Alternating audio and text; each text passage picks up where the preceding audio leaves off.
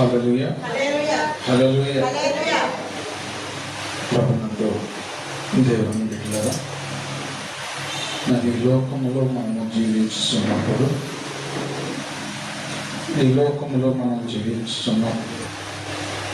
చాలా మందికి ఆశ, మేము చాలా శుభ్రంగా జీవించాలి, ఫలించాలి, అభివృద్ధి పొందాలి అని ప్రతి ఒక్క బిడ్డకు ఆశ ఉంటుంది. ప్రతి కుటుంబం కూడా ఆశపడేది ఏంటంటే నా కుటుంబము శుభ్రంగా ఉండాలి అని చెప్పేసి ఆశపడతారు. కానీ దేవుని యొక్క వాక్యము మనకు సెలవిస్తుంది ఏంటంటే ఆశపడటం తప్పు కాదు, కానీ ఎలా మనం జీవిస్తే మన కుటుంబం దీవించబడింది, మనం అనుకున్నట్లుగా ఆశీర్వదించబడాలంటే మనం ఏం చేయాలి అనేది ఆలోచించకుండా చాలామంది ఏం చేస్తున్నారు అంటే లోకానుసారమైనటువంటి ఆశలకు, ఆలోచనలకు గురైపోయి సమయం అనేది తెలియక బలహీనతగా ఉన్నప్పటికైనా కానీ సరే సెలవు పెట్టుకోకుండా వాడు పని చేసుకొని సంపాదించాలనేటువంటి ఆలోచనతో ఎంతో లెక్కల ముక్కలు చేసుకొని సంపాదిస్తున్నారు. కానీ మనం ఎంత సంపాదించాలని లోకానుసారంగా ఎంత పోరాడినా కానీ ప్రతిఫలము రాదు. కానీ నువ్వు ఫలించాలన్నా, నువ్వు అభివృద్ధి పొందాలన్నా, నీ బిడ్డలు ఒక ఉన్నతమైన స్థానంలో ఉండాలంటే నువ్వు ఏం చేయాలో దేవుని యొక్క లేఖనము ఇది మనకు తెలియపరుస్తుంది. హల్లెలూయా హల్లెలూయా. దేవుని యొక్క వాక్యం మనకు తెలియపరుస్తుంది. ఈ రాత్రి కాలం మందు నీ కుటుంబాన్ని వర్ధిల్ల చేసుకోవాలి అంటే నువ్వు దేవుని యొక్క వాక్యాన్ని శ్రద్ధగా నువ్వు ఆలకించగలిగితే నీ కుటుంబం ఎలా వర్ధిల్లితో దేవుడు తన లేఖనము ద్వారా ఈ రాత్రి కాలం మందు మనతో మాట్లాడుతున్నాడు. దేవుని యొక్క లేఖనంలో మనం చూసుకున్నట్లయితే యోహాను సువార్త 15వ అధ్యాయము 4వ వచనము నుండి కొన్ని వచనాలను మనము ధ్యానం చేసుకుందాం. నా యందు నిలిచియుండుడి, మీ యందు నేనును నిలిచియుందును. తీగ ద్రాక్షావళిలో నిలిచి ఉంటేనే కాని తనంతట తానే ఎలాగూ ఫలింపదో అలాగే నా యందు నిలిచి ఉంటేనే కాని మీరు ఫలింపరు. హల్లెలూయా హల్లెలూయా. ప్రభునందు దేవుని బిడ్డలారా, ఇక్కడ దేవుని యొక్క వాక్యము సెలవిస్తుంది, మీరు ఫలించాలి అంటే, మీరు అభివృద్ధి పొందాలి అంటే నా యందు నిలిచి ఉండాలి. హల్లెలూయా. ఎవరి యందు నిలిచి ఉండాలి? దేవుని యందు నిలిచి ఉండాలి. దేవుని యందు నిలిచి ఉండుడి, మీ యందు నేనును నిలిచి ఉందును. హల్లెలూయా హల్లెలూయా. మనం దేవుని యందు నిలిచి ఉంటే దేవుడు మనతో ఉంటాడు. దేవుడు మనతో ఉంటే మన యొక్క ప్రతి అవస్థను కూడా తీరుస్తాడు. హల్లెలూయా. గమనిస్తున్నావా? నువ్వు లోకానుసారంగా ఎంత కోరుకులాడినా, ఎంత ప్రయాసపడ్డా దేవుని యొక్క చిత్తము లేకపోతే నీకు దీవెన అనేదే రాదు. హల్లెలూయా. ఇక్కడ అన్నాడు, నీవు నాతో ఉంటే నేను నీతో ఉంటాను. ఆయన మనతో ఉంటే ఎంతగానో దీవించబడతాం, ఎంతగానో ఆశీర్వదించబడతాం. ఎందుకంటే సమస్తము ఆయన స్వాధీనంలో ఉన్నది. సమస్తము ఇది ఆయన యొక్క ప్రణాళిక ప్రకారం జరుగుతుంది కనుక దేవుడు తన వాక్యం ద్వారా మాట్లాడుతున్నాడు. తన చిత్తము ఎరిగి ఉండాలి. తన చిత్తం అంటే దేవుడు అంటున్నాడు. దేవుడు ఒక ఉపమానాన్ని మనకు చెబుతున్నాడు. ఒక చెట్టు ఉంది, ఆ చెట్టుకు ఒక చెల్ల వచ్చింది. ఆ చెల్ల చెట్టుకు అంటకట్టబడి ఉంటేనే, చెట్టులో ఉంటేనే అది జీవం పోసుకుంటుందా, లేకపోతే వేరుగా ఉండి అది జీవం పోసుకోగలిగిద్దా? ఏమో చెట్లో ఉంటేనే అది జీవం పోసుకోగలిగిద్ది. అలాగే మానవుడు కూడా దేవునిలో ఉండగలిగితేనే దేవుని యొక్క జీవమును మనం పోసుకోగలుగుతాం, దేవుడిచ్చేటువంటి దీవెనలను మనం పొందుకోగలుగుతాం, దేవుడిచ్చేటువంటి ఆశీర్వాదమును మనము పొందుకోగలుగుతాం. అందుకని ఆయనలో ఉండాలి, ఆయనతో జీవించేటువంటి వారు అయి ఉండాలి. ఇప్పుడు మనము అబ్రహాము గురించి మనం ఆలోచన చేసినట్లయితే, అబ్రహాము మొట్టమొదట దేవునికి అంటకట్టబడి ఉన్నాడా? దేవునికి అంటకట్టబడలేదు. అంటకట్టబడినప్పుడు అబ్రహాము వర్ధిల్లాడా? వర్ధిల్లలేదా? వర్ధిల్లలేదు. ఎందుకు వర్ధిల్లలేదంటే, ఇదిగో అంటు కట్టబడవలసినటువంటి వారికి అంటు కట్టబడలేదు కాబట్టి ఇదిగో వర్ధిల్లలేకపోయాడు. అప్పుడు వరకు కూడా అక్కడ అబ్రహాము గాని, అబ్రహాము యొక్క తండ్రి తేరాహు గాని వారు ఇదిగో లోకానుసారమైనటువంటి ఆశల మీద ఉన్నారు. ఏంటి లోకానుసారమైనటువంటి ఆశ ఏంటంటే, ఆ విగ్రహాలను తీసుకుని వెళుతూ వాటిని అమ్ముకుంటూ ఇదిగో తెచ్చుకొని జీవనం గడుపుతున్నారు. యేసు ప్రభు అబ్రహాముకు ప్రత్యక్షమయ్యే వరకు, అబ్రహాముతో దేవుడు మాట్లాడే వరకు వారి జీవితం ఎక్కి రాలేదు. అబ్రహాము కూడా ఇదిగో ఎంతో దీనస్థితిలో ఉన్నాడు. అంత దీనస్థితిలో ఉన్నప్పుడు దేవునికి ఎప్పుడైతే అంటగట్టబడ్డాడో, అంటే దేవుడు ఎప్పుడైతే అబ్రహామును పిలిచాడో, ఎప్పుడైతే దేవునికి అంటగట్టబడ్డాడో అబ్రహాము ఇదిగో వర్ధిల్లటం ప్రారంభించాడు. ఈ రాత్రి కాలం మందు దేవుడు తన వాక్యం ద్వారా మనతో మాట్లాడుతున్నాడు. నీవైనా నేనైనా కానీ ఇదిగో దేవునికి అంటగట్టబడి ఉంటే, దేవుని యొక్క చిత్తానుసారంగా మనం జీవించబడితే దేవుని యొక్క శక్తిని మనం పొందుకోగలుగుతాం, దేవుని యొక్క జ్ఞానమును మనం పొందుకోగలుగుతాం, దేవుడు ఇచ్చేటువంటి ఆశీర్వాదాలను కూడా మనం పొందుకోగలుగుతాం. అబ్రహాము దేవునికి అంటగట్టబడిన తర్వాత ఎంతగానో ప్రభులాడు. ప్రియ దేవుని బిడ్డలారా, ఎందుకు చెప్తున్నానంటే, నీ సొంత ప్రయత్నం పనిచేయదు, నీ సొంత ఆలోచన పనిచేయదు. మరి ఏం పని చేసింది అంటే, దేవుని యొక్క చిత్తం పనిచేసింది. దేవుని యొక్క ప్రణాళిక ప్రకారం జీవిస్తే ఇదిగో నువ్వు ప్రయోజకుడు అవుతావు. దేవుడు తన వాక్యం ద్వారా మనతో మాట్లాడుతున్నాడు. ఈరోజు మనల్ని ఎందుకు హెచ్చరిస్తున్నాడు అంటే, లోకానుసారమైనటువంటి తలంపులు, లోకానుసారమైనటువంటి ఆలోచనలో నీ హృదయాన్ని ఏమైనా కదిలిస్తున్నాయేమో, లోకానుసారమైనటువంటి ఆశలో ఇదిగో నువ్వు అటెళ్ళు ఇటెళ్ళు అని చెప్పి నేను ఏమన్నా లోకంలోకి లాగుతుందేమో అపవాదిగాడు. నువ్వు గ్రహించుకొని దేవునితో నువ్వు స్నేహం చేస్తే ఆ దేవుడే నిన్ను వర్ధిల్ల చేస్తాను అంటున్నాడు. హల్లెలూయా. ఆ దేవుడే నిన్ను ఫలించేటట్టుగా చేస్తానంటున్నాడు. నీ జీవితం ఎలా ఉండాలంటే దేవునితో గడిపేటువంటి జీవితమై ఉండాలి. నీ జీవితం ఎలా ఉండాలంటే దేవుని యందు భయభక్తులు కలిగి జీవించేటువంటి జీవితమై ఉండాలి. దేవునికి కృతజ్ఞత స్తుతులు తెలియపరిచేటువంటి జీవితము కలిగి మనం ఉన్నప్పుడు దేవుడు అంటున్నాడు, ద్రాక్ష వల్లిని నేను, తీగలు మీరు. ఎవడు నా యందు నిలిచి ఉండునో, నేను ఎవని యందు నిలిచి ఉండునో వాడు బహుగా ఫలించును. హల్లెలూయా, హల్లెలూయా. దేవుడు ఏమంటున్నాడు? ఆయనలో ఉంటే ఫలిస్తామంటున్నాడు. ఇప్పుడు అబ్రహాము దేవునిలో ఉన్నాడు కాబట్టి బహుగా ఫలించాడు, బహుగా ఫలించాడు. ఎంతంటే అంత ఇంత కాదు ప్రియ దేవుని బిడ్డలారా. నీవు కూడా అబ్రహాము లోబడినట్టుగా నీవు కూడా దేవునికి లోబడితే, దేవుని యందు విశ్వాసమును నువ్వు కనపరచగలిగితే, దేవుడు అంటున్నాడు నిన్ను వర్ధిల్ల చేయవాడను నేనే. హల్లెలూయా, హల్లెలూయా.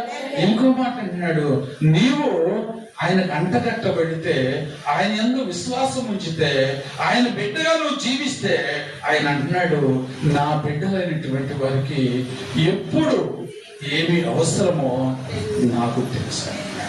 హల్లెలూయా.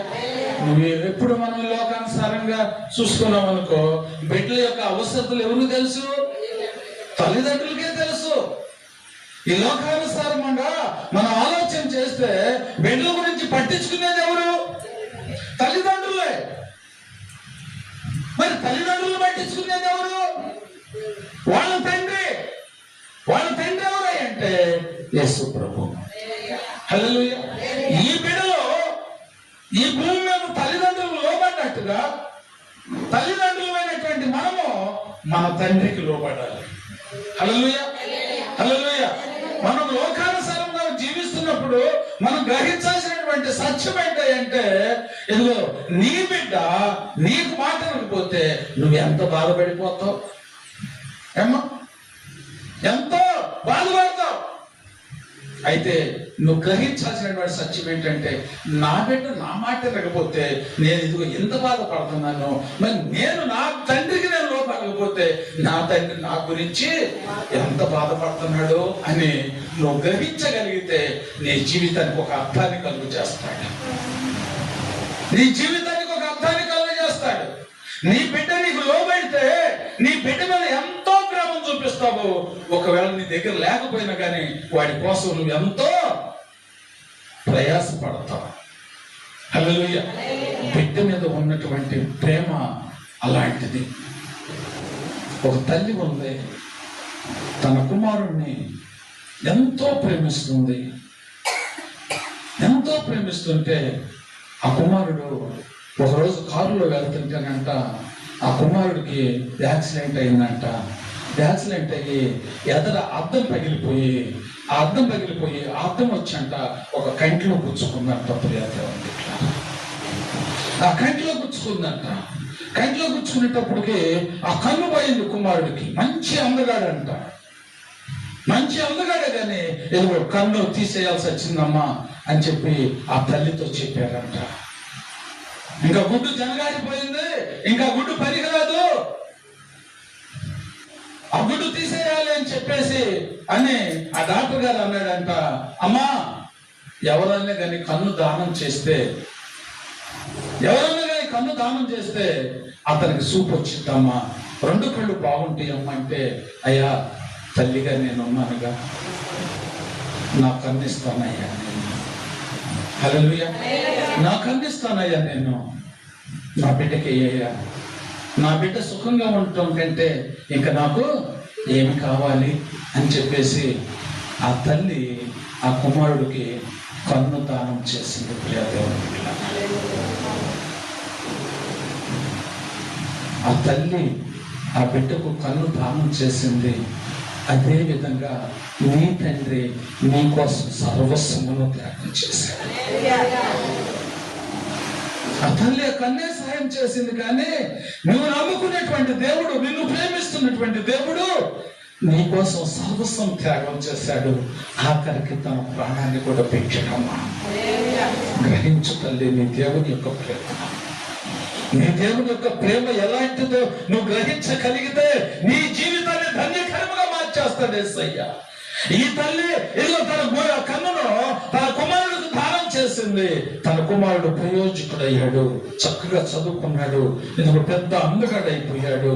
అయితే ఈ తల్లి గుడ్డిదైపోయింది. ఈ తల్లి ఒక కన్ను లేదు, లొట్టపోయి ఉండే కన్ను. లొట్టపోయి ఉండేటప్పటికి ఇదిగో ఉద్యోగం వచ్చేసింది. ఆ తల్లిని ఇక్కడ వదిలేశాడు.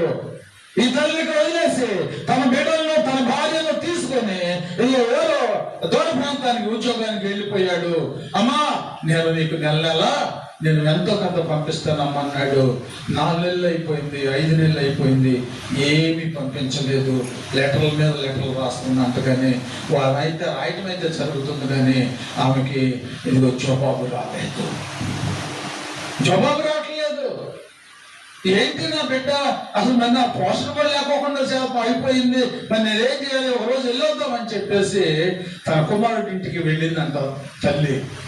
ఆ తల్లి బయలుదేరి వెళ్ళినప్పుడు ఆ యొక్క ఇంటికి వెళ్ళి తలుపు కొట్టిందంట. తలుపు కొట్టేపటికే ఆ పిల్లలంట, 2 పిల్లలంట అతనికి. ఆ 2 పిల్లలు తలుపు తీసి చూసి ఏమని చూసి భయపడి భ్రాంతులైపోయారంట. ఆ కన్ను లొట్ట కన్ను కదా, వాళ్ళు చిన్న పిల్లలు కదా, అది చూసేటప్పటికి భయపడిపోయి డాడీ డాడీ డాడీ ఎవరో వచ్చారు అని చెప్పి భయపడిపోతూ ఏడుస్తున్నారంట. ఎవరో వచ్చిందని చెప్పి తలుపు తీసి చూస్తే తల్లి ఎదురుగా నుంచొని ఉందంట. తల్లి ఎదురుగా నుంచుంటే ఆ కొడుకు వచ్చి అంటున్నాడంట, ఎందుకు వచ్చావు ఇక్కడికి? నిన్ను చూసి పిల్లలు చూసి ఎంత భయపడిపోతున్నారు. నీ జీవితంలో నీ ముఖం నాకు చూపించబాక, వెళ్ళిపో.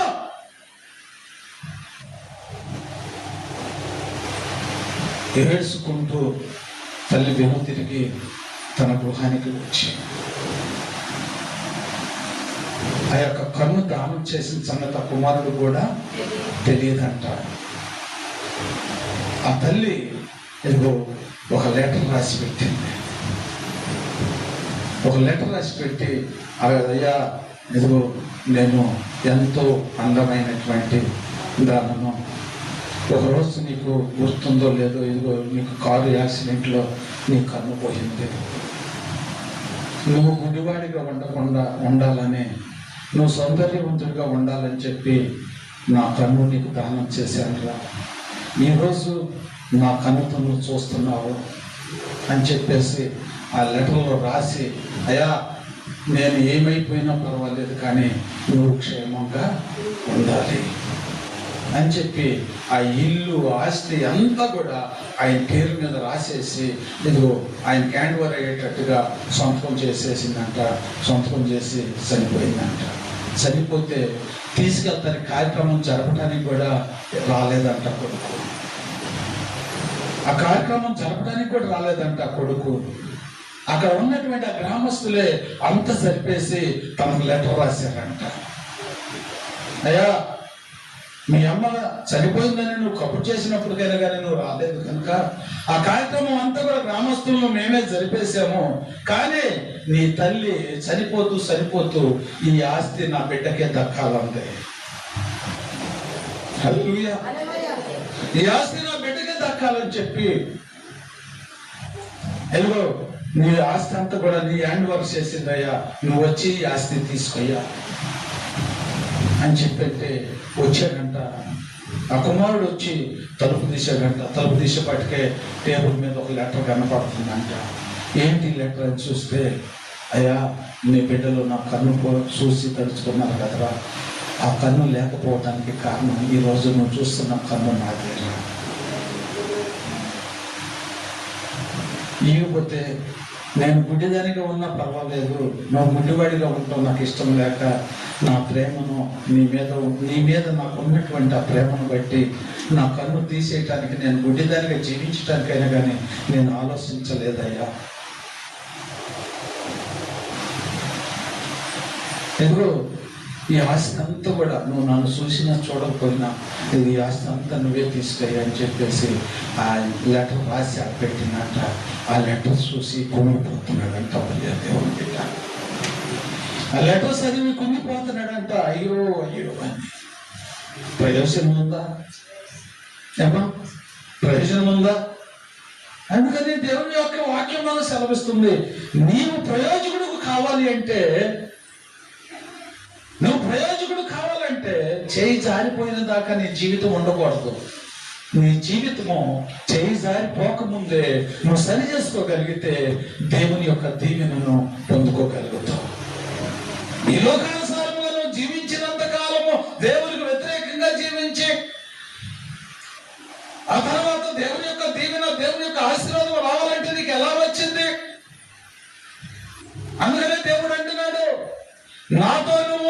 నీతో నేను ఉంటే నువ్వు ఫలిస్తావు, నువ్వు అభివృద్ధి పొందుతావు, నువ్వు ఆశీర్వదించబడతావు అని చెప్పి దేవుడు తన లేఖనము ద్వారా మనతో మాట్లాడుతున్నాడు. ప్రియ దేవుడు, చదువు కిందకి.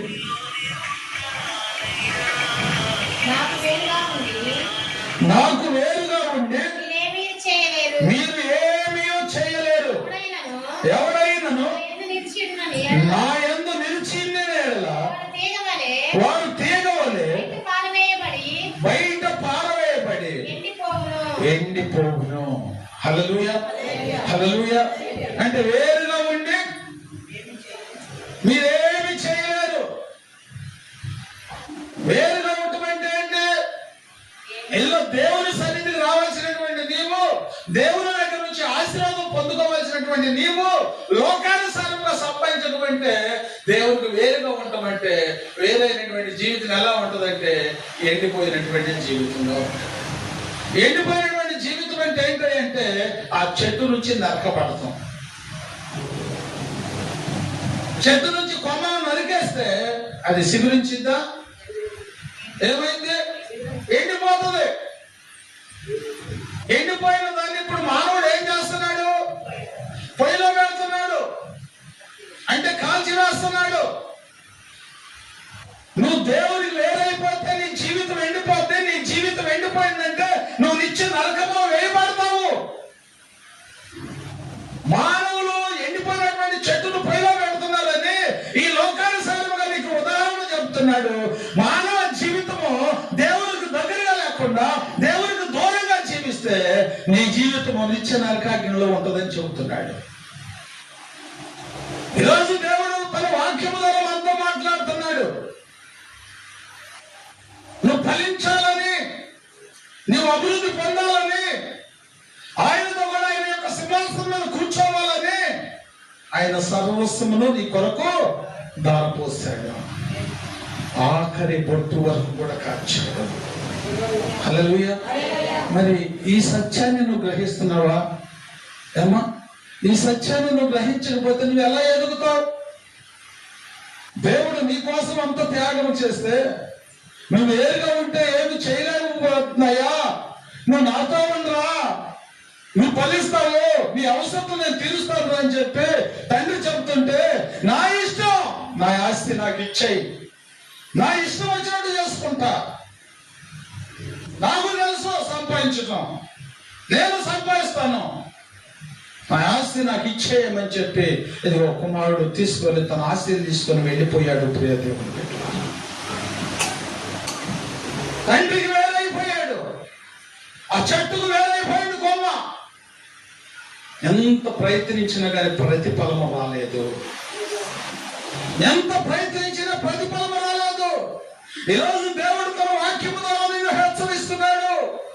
అలాంటి తలబిరుసుతనముతో, అలాంటి లోకానుసారమైనటువంటి ఆశలతో లోకంలోకి వెళ్ళిపోతున్నావేమో, ఆ లోకము నీకు నిన్ను ఎదగనివ్వదు, నిన్ను అణిచివేస్తుంది. నువ్వు గ్రహిస్తున్నావా? ఏమో, దేవుని యొక్క ప్రేమ ఎంత మధురమైనదో, లోకానుసారమైనటువంటి స్నేహం ఎలాంటిదో నువ్వు గ్రహిస్తున్నావా?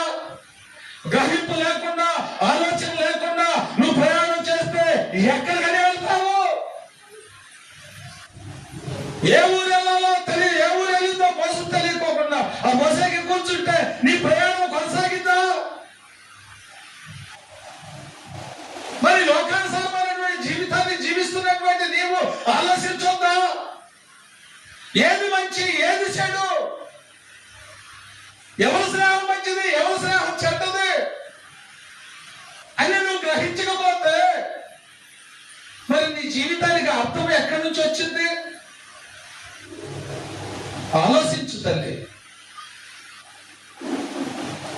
దేవుడేమో నిన్ను ఒక ఉన్నతమైన స్థానంలో ఉంచాలనుకుంటున్నాడు. సాతాను గాడేమో నిన్ను అగ్నిగుండంలో పడేయాలని చూస్తున్నాడు.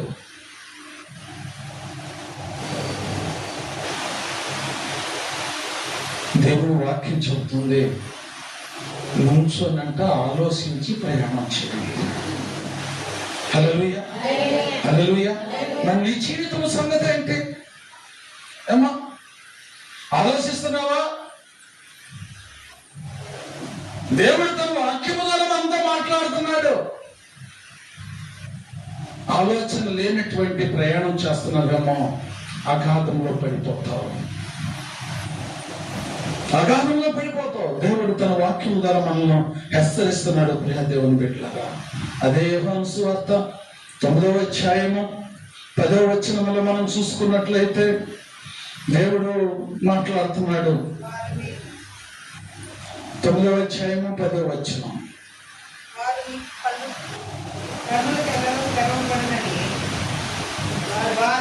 వారు నీ కనులు ఎలాగో తెరవబడినని వారిని అడగగా, యేసు అని ఒక మనుషుడు బోధ చేసి ఆ కనుల మీద పోసి సిలోయను కోనేటికి వెళ్ళి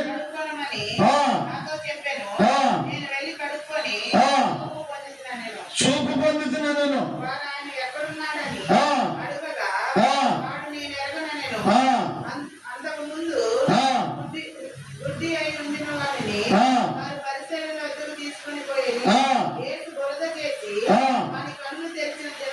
వారి కనులు తెరిచినటువంటి దినము విశ్రాంతి దినము. వాడు ఎలాగ చూపు పొందెను. పరిసయ్యులు కూడా వారిని మరలా అడగగా, వాడు నా కనుల మీద బురద ఉంచగా నేను కడుక్కొని చూపు పొందుతున్నని. హల్లెలూయా, హల్లెలూయా. ఇది ఒక పుట్టి గుడ్డివాడు. ఏమా, వీడు పుట్టు గుడ్డివాడు. పుట్టుక నుంచే గుడ్డివాడిగా పుట్టాడు. ఆ పుట్టుకలోనే గుడ్డివాడిగా పుట్టాడు. పుట్టిన కాడ నుంచి వాడి భవిష్యత్తు అంతా కూడా ఏంటంటే ఇదిగో అడుక్కుంటమే, అడుక్కొని జీవించడమే. అయితే ఆయన కూర్చొని అడుక్కున్నటువంటి ఆ మార్గమున యేసు బయలుదేరి వెళ్ళుచున్నాడు. పోచుండగా పుట్టి గుడ్డివాడైన ఒక మనుషుడు కనబడను. ఆయన శిష్యులు బోధకుడా, వీడు గుడ్డివాడిగా పుట్టడానికి కారణం ఏమైంది? వీడు పాపం చేశాడా, వీడు కన్నవాడు పాపం చేశాడా? ఎందుకు ఈ శిష్యులు మాట అడుగుతున్నారా అంటే, ఈ శిష్యులైనటువంటి వారు ఈ లోకానుసారమైనటువంటిది చూస్తున్నారు. ఈ లోకానుసారమైనటువంటి సారం ఏంటంటే, ఏదన్నా ఒక బిడ్డ పుట్టినప్పుడు గుడ్డివాడుగాను, అవిటివాడుగాను, అంగహీనుడుగాను, ఏమో ఏదో ఒక బలహీనత వల్ల పుట్టాడు అనుకో, ఈ లోకమంతా కూడా వాడిని ఏమంటది?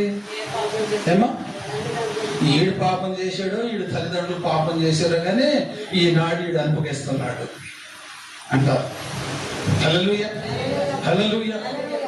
వీడు పాపం చేశాడో, ఈయన కన్నవారు పాపం చేశారో చెప్పు ప్రభు అని చెప్పేసి యేసయ్యని అడిగితే యేసయ్య అంటున్నాడు, వీడు పాపము చేయలేదు, వీడి కన్నవారు కూడా పాపము చేయలేదు, కానీ దేవుని మహిమ కొరకే వీడు గుడ్డివాడిగా పుట్టాడు. హల్లెలూయా, హల్లెలూయా, హల్లెలూయా. అవిటి జీవితం కూడా దేవునికి మహిమకరంగా వాడబడుతుందంటే ఆ గుడ్డివాడు ఎంత తల్లిడు అనుకోవాలి. హల్లెలూయా, హల్లెలూయా. అంత అనుకున్నట్లుగా వాడు గుడ్డివాడు కాదు, దేవునికి మహిమకరముగా వాడు గుడ్డివాడిగా పుట్టాడు. హల్లెలూయా. మరి గుడ్డివాడిగా పుట్టినప్పుడు మరి గుడ్డివాడు మళ్ళీ చూపు ఎట్ట పొందుకున్నాడు? ఏమో యేసు ప్రభు ఇదిగో వారి దగ్గరికి వెళ్ళి ఇదిగో నేల మీద ఉమ్మి వేసి ఆ బురద చేసి ఆ బురదను కళ్ళ మీద పూసాడు. పూసి నీవు వెళ్ళి సిలోను కోనేరుకు వెళ్ళి అక్కడ కడుక్కొని శుద్ధి పొందు అన్నాడు. హల్లెలూయా, హల్లెలూయా. అంటే అది ఆ గుడ్డితనం అనేది ఏమో, ఆ గుడ్డితనం అనేది పాపం సంబంధించిందే కదా. ఇప్పుడు అది విడుదల పొందుకోవాలంటే ఎక్కడికి వెళ్ళాలి? శిలువ మీద కోనేటికి వెళ్ళు. కోనేరు దేని సాదృశ్యంగా ఉంది? ఏమ్మా? దేవుని యొక్క వాక్యము. అక్కడికి వెళ్ళు, అడుక్కో. ఈరోజు దేవుడు తన వాక్యము ద్వారా నీకు కూడా తెలియపరిచేది ఏంటంటే నీ జీవితాన్ని కూడా కడుక్కో. ఆ గుడ్డివాడిదిగా అక్కడికి వెళ్ళాడు, దేవుడి సన్నిధికి వెళ్ళాడు, దేవుడి యొక్క మాటలు విన్నాడు. ఆ వాక్యం అనే నీరుతో తన హృదయాన్ని కడుక్కున్నాడు. కడుక్కున్నప్పుడు వాడికి గుడ్డితనం పోయింది. హల్లెలూయా. మరి ఈరోజు దేవుని సన్నిధికి వచ్చి దేవుని యొక్క వాక్యం వింటున్నటువంటి ప్రియ దేవుని బిడ్డ, నీ జీవితంలో గుడ్డితనం పోతుందా? నిన్ను గుడ్డితనముగా చేస్తున్నటువంటి ఆ తలంపులు పోతున్నాయా? ఆ ఆలోచనలు పోతున్నాయా? నీ జీవితం ఎలా నడుస్తుంది? నువ్వు దేవుని పట్ల ఎలా నడుచుకుంటున్నావు?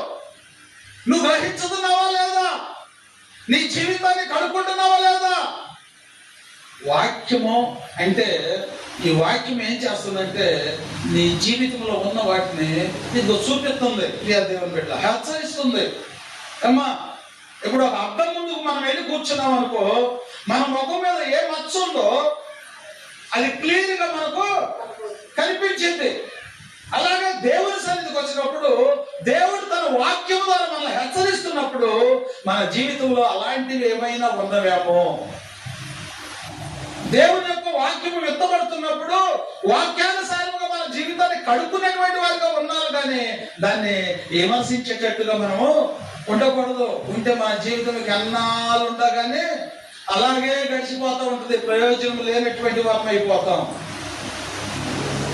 దేవుడు వాక్యం ద్వారా హెచ్చరిస్తున్నాడు. మరి నీ జీవితం ఎలాగుంది? ఆ గుడ్డితనంలోనే ఉన్నావేమో. గుడ్డితనం అంటే దేనికి సాదృశ్యంగా ఉంది? చీకటికి సాదృశ్యంగా ఉంది. ఆ చీకటిలోనే జీవిస్తున్నావేమో.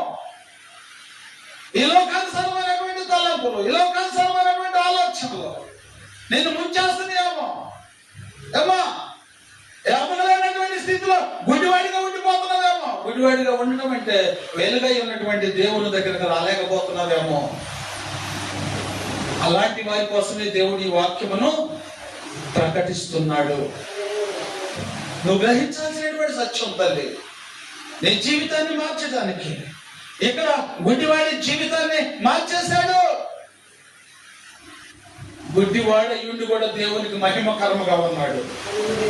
నీ కళ్ళుండి అంత బాగుండి దేవుని మహిమ వాడబడుతున్నావా, వాడబడలేకపోతున్నావా? నీ ద్వారా దేవునికి ఘనత వస్తుందా, అఘనత వస్తుందా? సన్నిధికి వస్తున్నావు, దేవునికి మహిమార్థంగా జీవించగలిగితే ఇదిగో నీ ద్వారా అనేక ఆత్మలు దేవుని సన్నిధికి వస్తాయి. ఆ ఆత్మల ద్వారా నువ్వు బలపరచగలుగుతావు, పరలోక రాజ్యంలో నువ్వు సంపాదించుకోగలుగుతావు. మరి అలాంటి జీవితం నువ్వు మార్చుకోకుండా దేవుని సన్నిధికి వచ్చినందువల్ల నీకు ప్రయోజనం ఏముంటుంది? దేవుడు నిన్ను కోరుకుంటున్నాడు, నువ్వు ప్రయోజకుడిగా ఉండాలని కోరుకుంటున్నాడు, నిన్ను చేయాలని దేవుడు కోరుకుంటున్నాడు. దేవుడు నిన్ను కోరుకుంటున్నాడు. కాబట్టి నీ జీవితము ఇదిగో గుడ్డివాడి జీవితాన్ని మార్చిన దేవుడు నీ జీవితాన్ని కూడా మార్చాలని తన వాక్యము ద్వారా, తన దాసుని ద్వారా నిన్ను హెచ్చరిస్తున్నాడు. దేవునికి వ్యతిరేకమైనటువంటివి ఇదిగో నీలో ఏమైనా ఉంటే, ఈ వాక్యమైన నీరుతో నీ హృదయాన్ని కడుక్కుంటే నువ్వు ధన్యుడు అయిపోతావు. నీ జీవితం ఎప్పుడు పచ్చగా ఉంటుంది. నిన్ను తీసుకొని వెళ్ళి దేవుడు ఏం చేస్తాడంటే ఒక నీటి కాలువలో ఎవరో నాటుతాడు. నీ జీవితం ప్రయోజనంగా ఉండినట్లుగా ఆ నీటి కాలువలో ఎవరో నాటుతాడు. నీటి కాలువలో ఎవరో నాటబడినటువంటి చెట్టుకు ఎటువంటి కొదవ ఉండదు. ఉంటుందా? ఆ చెట్టు ఎప్పుడు పచ్చగా ఉంటుంది. ఆ నీటి కాలువలో ఎవరు నాటబడినటువంటి ఆ చెట్టులాగా నీవు కూడా ఎదగాలని, నీ జీవితం కూడా పచ్చగా ఉండాలని, నువ్వు ఫలించాలని, నువ్వు అభివృద్ధి పొందాలని, నీ జీవితం ఒక ధన్యకరముగా ఉండాలని నీవు రేపు ఈ లోకాన్ని విడిచిన తర్వాత దేవునితో కూడా ఆయన యొక్క సింహాసనం మీద నువ్వు కూడా కూర్చోవాలని దేవుడు ఎంతో ఆశపడుతున్నాడు. దేవుడు మన పట్ల ఎంత ప్రణాళిక కలిగి జీవిస్తున్నాడని నువ్వు ఆశ కనుగొంటున్నావా? ఏమా దేవునికి మన మీద ఇంత అపారమైన ప్రేమ ఉందా? ఏమా మన కోసం ఇదిగో ఎంత త్యాగం చేస్తున్నాడా? ఆ నీటి కాలంలో ఎవరో నిన్ను ఎందుకు నాటాలనుకుంటున్నాడంటే ఆ వాక్యం అనే నీలో ప్రవహిస్తూ ఉంటే నీలో ఇక అపవిత్రతకు తావే ఉండదు. ప్రియ దేవుని బిడ్డ, ఎప్పటికప్పుడు కొత్త నీరుతో కడుక్కుంటామా మనం? ఏమో ఇప్పుడు కొండలో నీళ్లు పట్టేమనుకో, అయ్యి 4 రోజులు 3 రోజులు అయినా అట్టాగే ఉంచి తాగుతాం. అయ్యి మనం తెల్లారే కడిగేస్తాం. అలాగే దేవుడు తన వాక్యం అనే నీరు నీ హృదయంలోకి ప్రతి దినము పంపిస్తున్నాడు. ప్రతి దినము కూడా నిన్ను శుద్ధి చేస్తున్నాడు. కానీ నువ్వు గ్రహించలేకపోతున్నావు. దేవుని యొక్క వాక్యమును నువ్వు గ్రహించలేకపోతున్నావు. నీ జీవితాన్ని మార్చుకోలేకపోతున్నావు. నీ జీవితాన్ని మార్చుకోలేకపోయావంటే నీ జీవితము ఎడారి అయిపోతుంది. ఎడారిలో నాటబడినటువంటి చెట్టు వర్షం లేకపోతే ఏమైపోతుంది? ఆ చెట్టు ఎండిపోతుంది.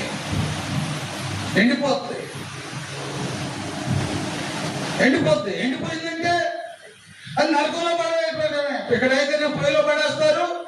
మానవ జీవితం అయితే ఈ లోకాన్ని విడిచిన తర్వాత అగ్నిగుండంలో పడేయడం జరిగింది. ఇప్పుడు నీకు ఏ జీవితం కావాలి?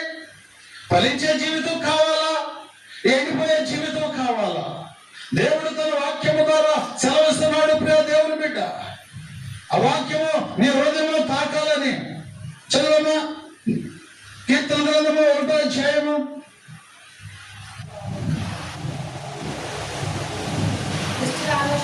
3వ వచనం నుంచి చదువమ్మా.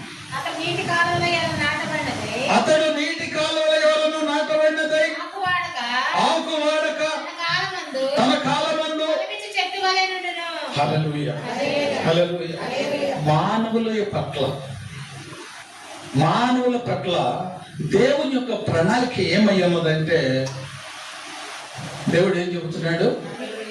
అతడు నీటి కాలువలో ఎవరను నాటబడినదై ఆకు వాడక తన కాలమందు ఫలమిచ్చే చెట్టు వలె ఉండాలంట. అంటే ఫలించేటువంటి చెట్టులాగా నువ్వు ఎదగాలని దేవుని యొక్క ప్రణాళిక, దేవుని యొక్క ఆశ. దేవుడు నువ్వు నిత్యము వదిలాలని, పచ్చగా ఉండాలని, సంతోషంగా ఉండాలని దేవుడు కోరుకుంటుంటే నువ్వేం చేస్తున్నావు? ఎడారి జీవితాన్ని కోరుకుంటున్నావు. అంటే లోకానుసారమైనటువంటి జీవితాన్ని కోరుకుంటున్నావు. లోకానుసారమైనటువంటి సంపదను కోరుకుంటున్నావు.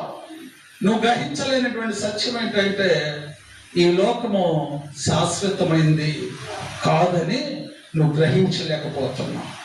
ఈ లోకానుసారమైనది నీ వెంట రాదని నువ్వు గ్రహించలేకపోతున్నావు.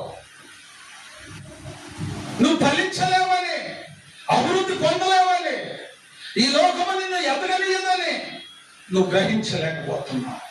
నువ్వు ఎదగాలన్నా, నువ్వు ఫలించాలన్నా, నువ్వు అభివృద్ధి పొందాలన్నా మొట్టమొదట్లో మనం చదువుకున్నాం దేవుని యొక్క వాక్యాన్ని. దేవుని యందు నిలిచి ఉంటేనే ఫలిస్తాము. ఇప్పుడు కూడా చెబుతున్నాడు, ఇదిగో వాక్యం అనే నీటి కాలువ ఎవరన్నా నువ్వు నాటబడితేనే నువ్వు ఫలిస్తావు. ఆకు వడబడదు. ఎప్పుడు ఫలం ఇవ్వాలంటే అప్పుడు ఫలం ఇస్తావు.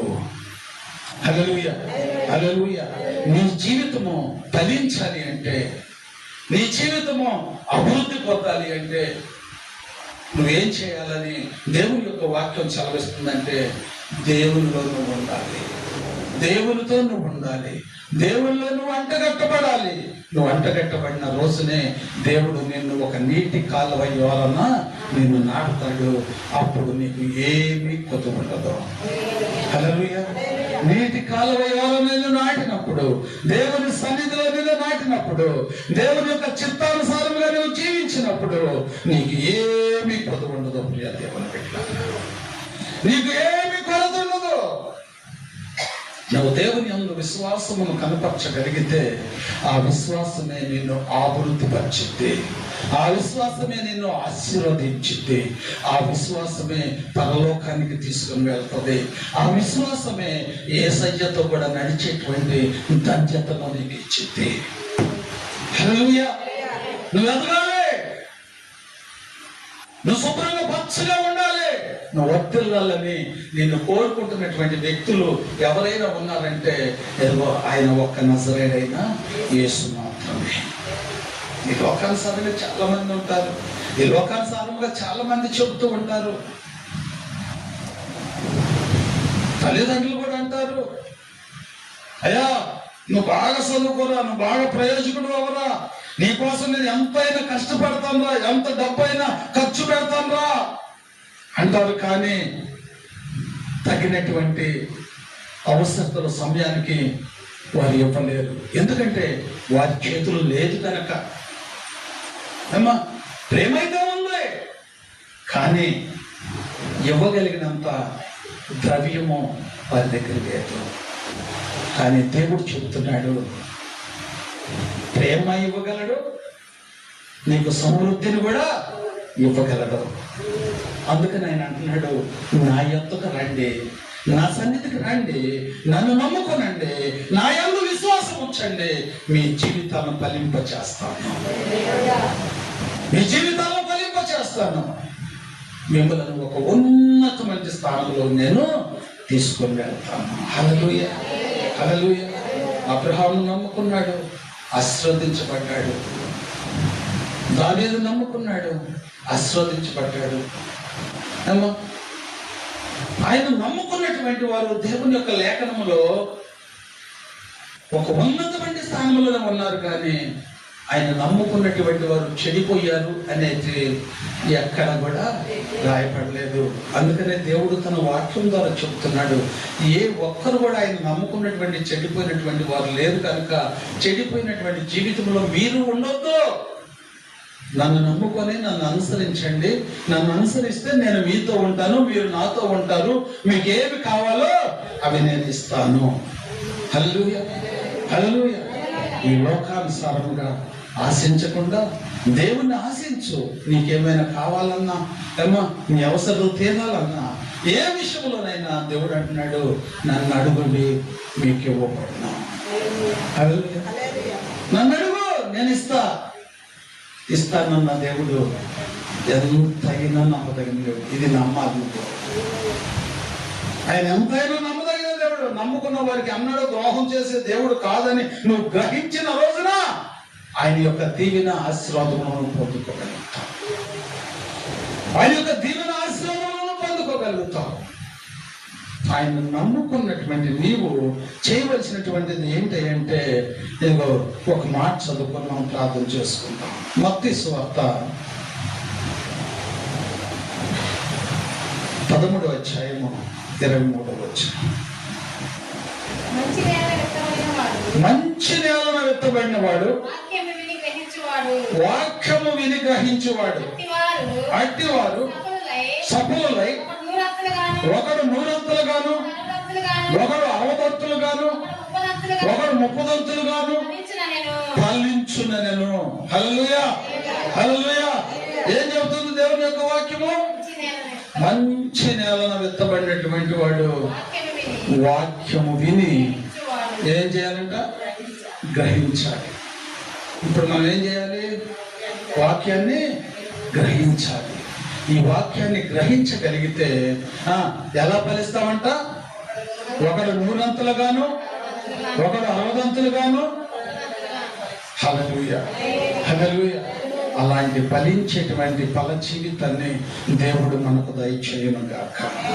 ఈ వాక్యానికి మనం లోబడి వాక్యానుసారంగా జీవించి ఇదిగో అబ్రహాము లాగా నీటి కాలంలో ఎవరు నాటబడినప్పుడు మన జీవితానికి ఏమి కొద ఉండదు.